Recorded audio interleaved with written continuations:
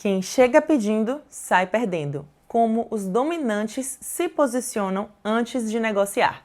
Você ensaiou a conversa inteira no carro, escolheu as palavras, previu as objeções, decidiu até o tom de voz, entrou na sala confiante e na terceira frase você já estava se justificando. O outro lado não fez nada de extraordinário. Ele só ficou em silêncio 2 segundos a mais. E nesse silêncio, alguma coisa em você entrou em pânico e começou a preencher o espaço, explicando demais, cedendo antes de ser pedido. Quando você saiu da sala, tinha aceitado as condições que jamais aceitaria se tivesse lido friamente a situação. Isso tem nome, chama-se posição de pedinte. E o mais importante, ela não acontece durante a negociação.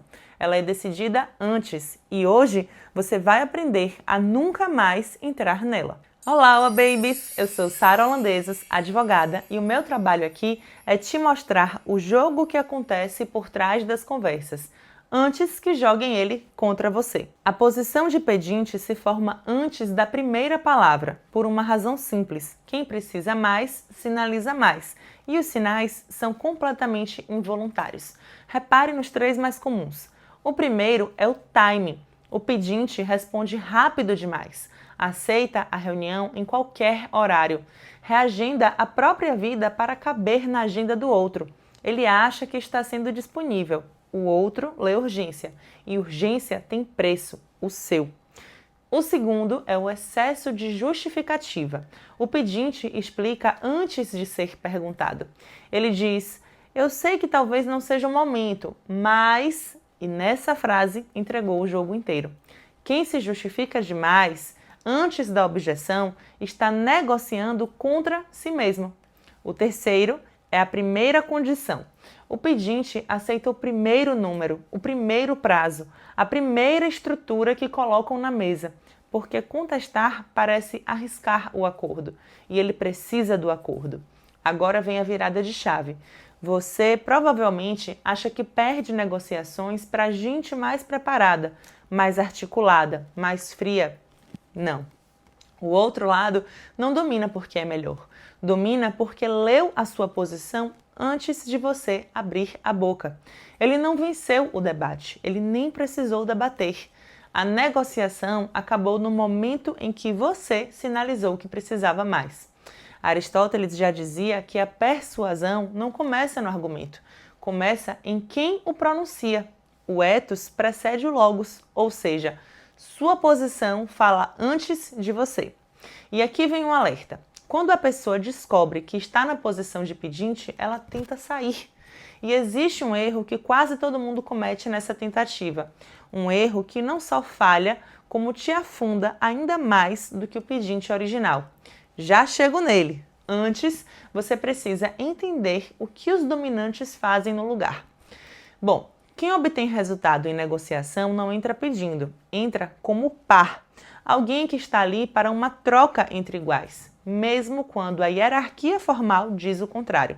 E a posição de par não se performa, se constrói em 3 camadas. A primeira camada, alternativas. E aqui vai a segunda virada de chave. Posicionamento não é só postura corporal, não é frase de efeito, não é apenas um olhar firme. Posicionamento é a estrutura de alternativas que você constrói antes de se sentar à mesa. Quem tem um plano B real negocia diferente, sem esforço nenhum. O corpo relaxa sozinho, o silêncio deixa de ser ameaça, a pausa vira uma ferramenta. Você não precisa fingir que pode sair da mesa, você simplesmente pode. E isso vaza em cada microsinal, do mesmo jeito que a necessidade vazava antes, percebe? O advogado que tem outros clientes cobra um honorário diferente. O funcionário que foi sondado por outra empresa pede aumento diferente. Não porque aprendeu um truque, porque a realidade dele mudou e a comunicação apenas obedeceu. Segunda camada, a definição do jogo. Quem chega pedindo aceita a moldura que o outro colocou. O assunto, o critério, o ritmo, o par redefine. Se a conversa é sobre preço, ele muda para valor. Se é sobre urgência, ele muda para critério. Ele não responde à pergunta que recebeu, responde à pergunta que deveria ter sido feita.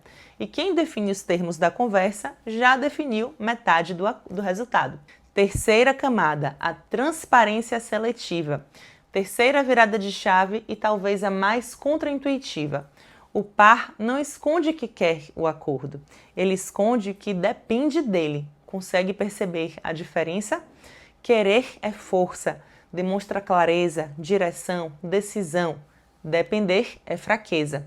O pedinte confunde as duas coisas e tenta esconder o querer. Faz jogo duro, finge desinteresse, demora para responder de propósito. O par faz o oposto. Eu quero fechar com você e quero nesses termos, direto, sem ansiedade, porque quem tem alternativa pode se dar ao luxo de ser claro. Agora, o erro prometido. Quando a pessoa percebe que está sendo lida como pedinte, o instinto dela é compensar.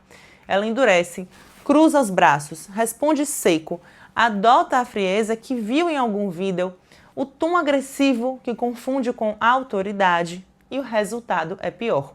Porque a agressividade sem alternativa real não é domínio, é o pedinte fantasiado de dominante. E o outro lado percebe em questão de segundos. Sabe por quê? Porque a tensão vaza, a mandíbula travada, a resposta rápida demais, a firmeza que treme nas bordas. O corpo denuncia o que a postura tenta esconder. E aí acontece a pior combinação possível. Você continua sendo lido como alguém que precisa, só que agora como alguém que precisa e é difícil de lidar. O pedinte simpático ainda desperta a boa vontade. O pedinte agressivo desperta a vontade de encerrar a conversa. A lição fria: posição não se atua, se constrói. Se por dentro você depende daquele acordo, nenhuma técnica de superfície esconde isso de quem realmente sabe ler.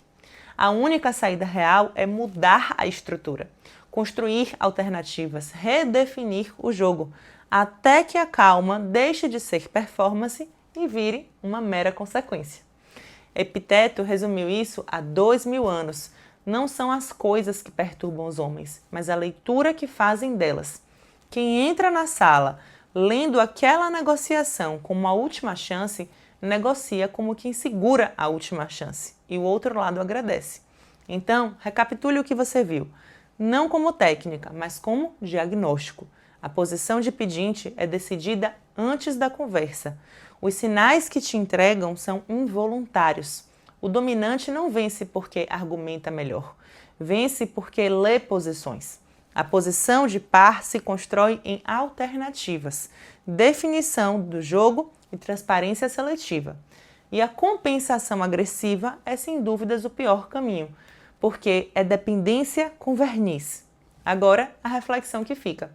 Você passou a vida acreditando que negociação é o que acontece na mesa.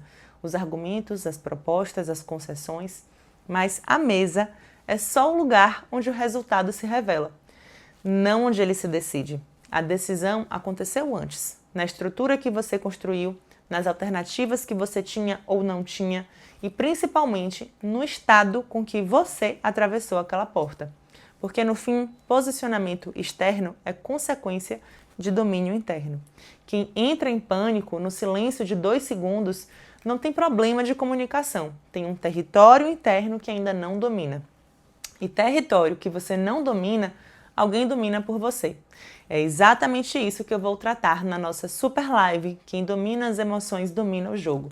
O que acontece antes da mesa, dentro de você e como transformar isso na sua maior vantagem de negociação. O link está na descrição. Garanta o seu lugar e até lá, observe. Na sua próxima conversa difícil, você vai estar pedindo ou vai entrar como par? A escolha começa agora, bem antes da sua primeira palavra.